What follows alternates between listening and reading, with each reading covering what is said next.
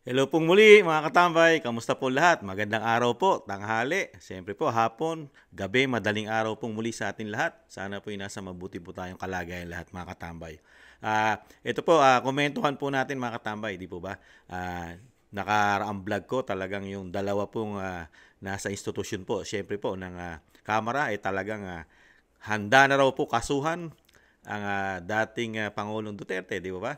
Pero ang sabi po na inyong lingkod, komento ko po ron, talagang mahihirapan po silang makakuha ng sinasabing ground. Ang ginagawa lang po ng institusyon ng kabila ay meron pong mga suggestion na sa International Criminal Court na raw po dalhin. Dahil nga wala po silang matibay na ebidensyang hawak. Di ba ba? Ito po, komentuhan po natin mga katama. Yung mismo na sinasabi nilang resources person nila na talagang sikat na sikat. Yung resource person nila na isa ito na pinagkukunan nila ng ebidensya para po maikabit sa sinasabing napakaraming kasalanan ng dating Pangulong Duterte, lalo ang EJK o War on Drugs, lalo nung panahon na siya ay mayor pa sa Davao, di ba mga katambay? Ito po, mismong siya po ay talagang malalaman po natin. Ito po ay nakaraang hearing, di ba?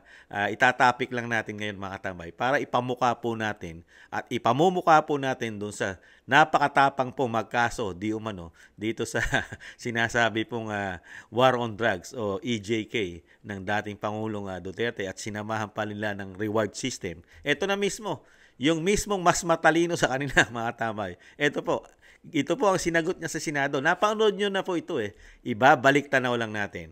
Para dito sa dalawang congressman o dito sa HUAD o Quad Committee o Quadcom Committee, talagang handang-handa na raw po magkaso mga katambay sa dating Pangulong Duterte. Pero mismo, yung may power at napakaraming hawak na kapangyarihan nung panahon nila, lalo sa panahon ni Pinoy nung naging Pangulo, siya ay makapangyarihan pero wala po siyang nakuha ni isa na matibay na ebidensya. Ito po. Kaya yung sinasabi nga po ng mga Pilipino, mga kababayan natin at ng inyong lingkod, talagang sayang ang pera ng taxpayer. Sayang na sayang dito sa dalawang institusyon na ito. Nagwawaldas po sila ng pera ng bayan sa kabila ng kahirapan ng ating bansa. Itinatapon lang nila ang pera ng taxpayer sa walang kakwenta-kwentang maimbestigasyon na dapat sa korte na pag-usapan. Ito po, na real talk po at talagang pinakain po. Pinakain po ng katotohanan ng dating Presidente Rodrigo Duterte, ang dating senador, dating DOJ Secretary, at ang dating, I think, Secretary rin po ito ng Human Rights. At siyempre po, ang dati rin daw po na napakahilig daw po sa saba at nasangkot din po sa illegal na droga po ito, di umano mga katambay. Pakinggan po natin ang katotohanan at sana po reviewin po ito ng Quadcom itong mapapainggan po natin mga katambay na walang kakwenta-kwenta at mismo itong babae na ito o tao na ito ay hirap na hirap mapatunayan ang kanyang aligasyon sa dating Pangulong Duterte. Ito pa, pakinggan po natin. Horse's mouth that there are indeed death squads and pointed to certain former PNP chiefs or chiefs of Davao. These are very clear. Davao Death Squad to liquidate criminals, suspected criminals. Inducing, encouraging, and prodding people to kill directly or indirectly is not part of the duty of an executive official, whether it is mayor or president. Malinaw po, yung Davao Death Squad andyan. Marami pong sinabi dyan tungkol sila Matabato and Las Cañas. And Colonel Garma has confirmed that there is such a group, only that they are covered by code of silence. Hindi po madali talaga ang kumuha ng mga pag-aamin sa mga police officials na sila ang mga inutusan para pumatay.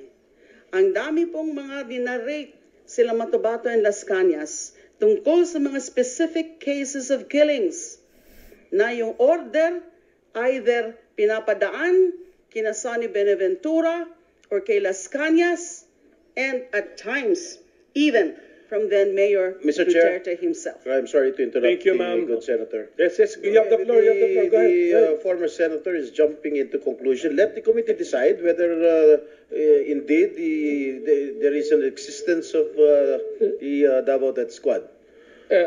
Senator Estrada, may I Yes. just... Go ahead, sir. Yes, Mr. President. One statement. Kung lahat man ito, kung totoo, palayan niyo ako ng kaso. May korte. At sinasabi ninyo na bakit ninyo nalaman na matay, na ganun-ganun. So, ibig sabihin may witnesses kayo. Tama. O, you file the case in court or file the cases in court. Sabi ko nga dito sa ano ko, mine and mine alone. Gusto ko ang syudad ko maganda, malinis, at livable. At sa awa ng Diyos, ako ang nauna sa Pilipinas. Alam mo bakit, sir? Ako po'y empleyado lang ng gobyerno. I started as a prosecutor. Kaya kapa ko yung kriminalo, pati yung mga criminals. That is why, Mr. President, I was asking during my line of questioning a while ago, addressed to former Senator De Lima, why did she not file cases when she was the head of the Commission on Human Rights? She investigated, allegedly, the DDS, if there is a right term for it. She did not file any cases. You were present, Mr. President, when Senator De Lima, or when she was the chair then of the CHR, you were present during the investigation, if I am not mistaken, Mr. President. Yes, sir. And the president, when I asked him, denied that there was an existence of the Davao Death Squad. My question lang, Senator De Lima, bakit hindi kayo nag-file ng mga kaso kung talagang naniniwala po kayo na meron ho talagang death squad? Why did you not file cases immediately when he was just still a mayor? Yes, Your Honor, nasagot ko na po yun. Hindi mo nga Dahil sinasagot yung mga pwede talagang mga maging witnesses ay hindi pa willing, takot pa na mag-testify against the former mayor. All right, when you were Secretary of Justice, you had Tama. all the power. You All the were powers. a very, very powerful cabinet member, Yep. member under the Aquino administration. Why did you not pursue it? Because at that time, wala na nga hong nagiging resulta Oh, ng mga nagiging investigation din. Because again, Madam Chair, mahirap Madam kunin- Chair, Madam Senator, you were a very, very powerful member of the cabinet during the Aquino administration. Tama. You had all the resources. oh, tama. You had the NBI at your disposal. Lahat ng mga government agencies were under your disposal. Tama. You had the ear of the president. Bakit hindi kayo nag-file ng kaso laban kay Mayor Duterte? At that time, the relevant, real evidence, testimonial Wala. evidence, wala pa po Wala. sa aking disposal. Oh, man. Although I did try, yung sinabi ko po kanina, na refer ko na muna sa NBI. So, kaya lang, yun ang naging report, binalik nila sa akin. Now, they're trying, pero nahihirapan din sila Oh, na wala. i-access yung mga witnesses. Mr. President, Ayan po mga tabay, putulin na po natin. Yan po, yan lang po ang kunin natin. Kasi wala na pong saysay talaga ito eh.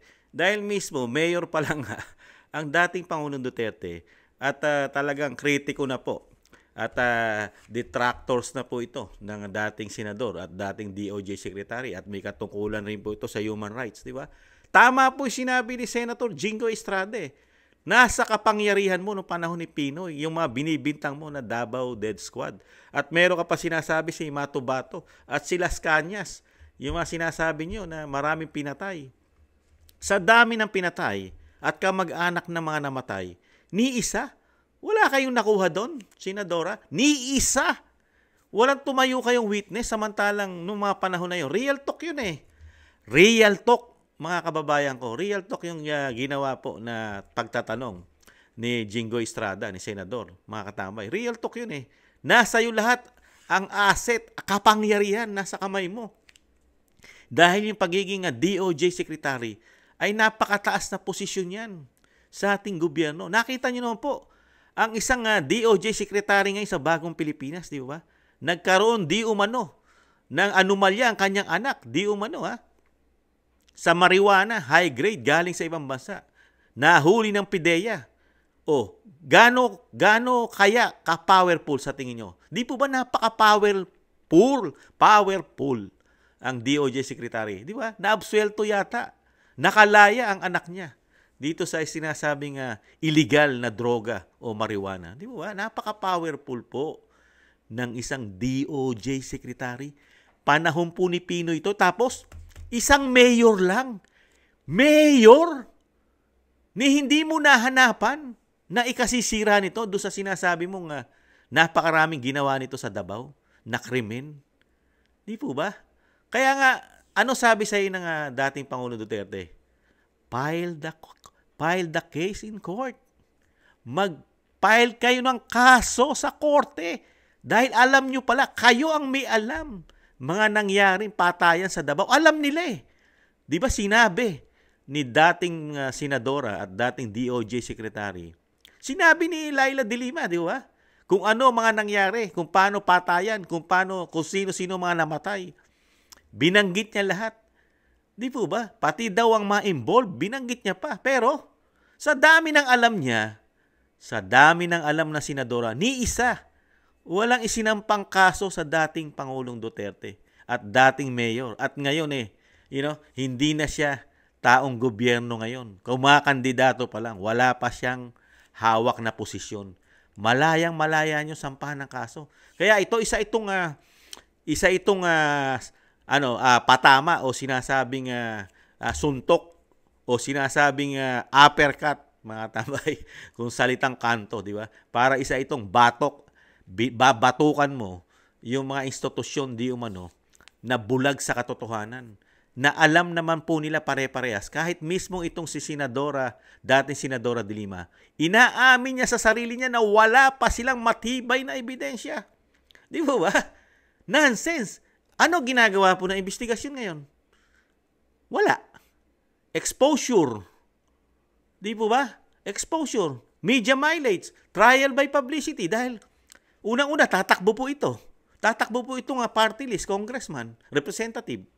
Di po ba? Kailangan niya ng exposure. Kaya lang, matalino ang mga Pilipino ngayon. Napakatalino ng mga Pilipino ngayon. Di ba? Sinasayang nito. Sinasayang nila ang pera ng bayan. Tapos dito lang, dadalhin lang na isang magpapatotoo, isang witness sa isang krimen na sila ang nagbibintang, na wala silang hawak na ebidensya. Puro kwento. Gumagastos ang taong bayan ng how many millions sa mga hearing. Tapos magdadala lang ng kwento sa Senate, saka sa Congress. Ano yan? Kwentong kutsero. Pambira. Wala naman tayo sa eskwelahan para magkwento ka ng mga nalalaman mo, mga kung ano-ano. Di po ba? Kaso yan. Paratang yan. Pinaparatangan mo dating mayor, dating presidente ng mga pagpatay. Wala ka namang matibay na ebidensya. Libo-libo. Libo-libo yung napatay ayon sa iyo. Ayon sa inyo. Napakaraming namatay. Ni isa. Walang tumayong testigo. Walang magsampa ng kaso. Tapos ngayon, hindi nyo tinatantanan. Pati mismo sa Quad Committee ng Kongreso. Ano po ang ginagawa nila ngayon doon? Kinukuha lang nila yung salita ng dating Pangulong Duterte para makasuhan. Tapos idadali nila sa International Criminal Court. Hindi mo, anong klaseng mga tao ito? Anong klaseng mga mambabatas ito, mga katambay? Mismong sila sa sarili nila, alam nila na walang ground dahil lahat ng ginawa ng dating Pangulong Duterte naayon sa batas. Kung hindi kasi naayon sa batas yan, lagi ko sinasabi, matagal nyo na napakulong yan. Matagal nyo na nabagansya yan. Di po ba? Kaya dito mga katambay, ibinalik tanaw lang natin kasi nung isang araw pa ito Kaya lang, Kasi nga, di ba, walang lubay na talagang ginagawa nila ng issue kasama International Criminal Court, ICC, para ikabit dito sa war on drugs, EJK, pati yung sa Davao, Dead Squad, di ba? Pero ito yung reality eh. Ito yung real talk. Di ba? Ito yung sinasabing gagamitan mo ng common sense. Di ba? Ano dito? Sino maniniwala kay Senadora De Lima? May maniniwala ba dyan? Ni mismong siya, abogado, naging DOJ secretary, ni walang ebidensya, na nakalap for how many long years, DOJ secretary pa siya, panahon pa ni Pinoy. Anong petsa na tayo ngayon, mga katambay? Mga kababayan ko, anong petsa na tayo? Anong taon na? Ano po naglingkod si Pinoy? 2010 hanggang 2016. Ang dating Pangulong Duterte, 2016 hanggang 2022. Ngayon po, 2024 na. Mag-2025 na. Wala pa rin kasong ipinapile sa dating Pangulong Duterte. Ngayon pa lang po sila magpapile. Makalipas ng how many years, mga tambay. Tapos, dadalhin po ngayon sa pulis, katulad po ni Colonel Garma. Barado na nga eh. Mismo isang koronel na nagpatotoo. Ano sabi na isang koronel na katulad ni Colonel Grijaldo? Gawa-gawang statement. Gawa-gawang kwento. Doon sa sinasabi pong, yung reward system para lang doon sa patayan ng war on drugs, doon pa lang, hindi na credible na maging witnesses itong si Colonel Garma, mga katambay. Malabo yun. Saka wala pong katotohanan to. Ikaw isang pangulo, dito ka lang didirekta, tihingi ka ng pabor sa isang colonel. Samantalang nahandyan yung iyong mga general, mga PNP Chief General, nahandyan yung iyong AFP General. Tapos dito ka lang didiretso sa isang koronel. Unbelievable. Di po ba? Napakarami pong hawak o tauhan na matataas. Nahandyan ang kanyang mga secretaries. Di po ba? Nahandyan ang kanyang National Defense Secretaries para dito ka lang kumonekta sa isang kernel. Di po ba? Na nung mga panahon na yun, nasa PCSO pa yata siya at siya retired na. Di po ba, mga tambay? Parang nakakagulat. Di po ba? Kaya dito po, mga tambay, uulitin ko, dito po, sabog na sabog po ito. Itong dalawang institusyon na ito, lalo dito sa bumubuo ng mga pag-iimbestiga po ng war on drugs at ng EJK, lalo sa Davao. Wala po ito. Maging matalino na po tayo, mga kababayan ko, mga katambay. Dito po, nakita po natin, mismo sa bibig ng isang nag-aakusa ng napakaraming patayan, krimen na ginawa ang isang dating Pangulo at dating Mayor, pero sa bibig niya rin lumabas na wala siyang patunay, wala siyang ebidensyang hawak. Nangangalap pa rin hanggang ngayon, nangangalap pa rin, mga katambay. Ilang taon na, dekada na, mga katambay. Di po ba? Kaya mag-isip-isip tayo, tatakbong si congressman ito, party list. Mag-isip po tayo, wag na po ito. Dahil unang-una po, sayang lang ang pera dito. At ito po, may kaso po ito. Na-involve po ito, di umano sa droga. Mahirap pong maglingkod yung mga may involvement, lalo sa illegal na droga. Mga katambay, mahirap po yan. At sana po, huwag pong tangkilikin ito, mga katambay, yung mga ganitong klase na politiko sa ating bansa. Lalo po tayong malalagay sa bingit ng alanganin at lalong-lalo na sa paglulustay ng pera ng bayan. Walang gagawin ito. Kung mananalo ito, walang gagawin ito. Walang gagawin ito kung hindi exposure, trial by publicity sa Congress, sa Kamara. Kung ito'y mananalo, wala. Pag-uubos ng pera ng bayan na walang kakwenta-kwenta. Kaya itong nangyayari po sa Quad Committee na ito, sayang, mga katambay, walang patutunguhan. Ginagamit lang nila talaga ang kapangyarihan at power at kalakasan sa tao, powerful ng mga Duterte. Ginagamit nila sa pamumulitika at kasama na rin po siyempre ang demolition job. Kaya dito po, mga katambay, talagang mag-isip-isip po tayo. Wala. Huli na eh. Silong-silo na. Di ba? Mismo sa sariling bibig nila lumabas. Ano pa saysay ng investigasyon dyan? Kahit mag-hearing. Dapat pa bang i-hearing yan? Dapat pa ba sundan yan? Yung hearing sa Senado? Doon sa sinabi ni Laila De Lima, dating senadora, mag-hearing ka pa? Ni siya mismo, napakataas na naging katungkulan sa bansa. Isang magaling ding abogado yata yan. Pero mismo siya, walang hawak na ebidensya. Tapos, itutuloy-tuloy nyo pa ang hearing. Hindi ba agrabyado? Kawawa naman ang taxpayer dyan. Taxpayer money ang ginagastos po dyan. Di ba mga katabay? Isip-isip, mga katabay. Di ba? Isip-isip. Walang kwentang mga, walang kwenta mga mambabatas natin yata ngayon mga katabay. Walang natatrabaho. Yun nga, lagi ko sinasabi, ano ang achievement ngayon ng mga mambabatas natin? Itong dalawang institusyon na ito. Ano po achievement nila sa taong bayan? May nakita po ba kayo? Maliban sa magtatatlong taong hearing at paninira, demolition job sa mga Duterte. Alam nyo po kasagutan dyan. Pilipino rin kayo, mga katamay, mga kababayan ko. Pare-parehas tayong Pilipino. Meron po tayong social media. Meron pa rin tayong mainstream media. At nakikita natin ang realidad ng buhay sa ating bansa. Una-una, di ba? Napakahirap. Lalo ang bilihin at kakarampot na sweldo. Wala ka pang makuha na trabaho.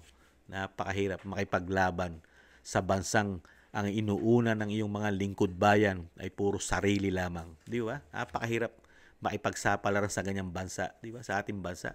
Sila lang. Puro sila lang ang dapat mauna sa lahat.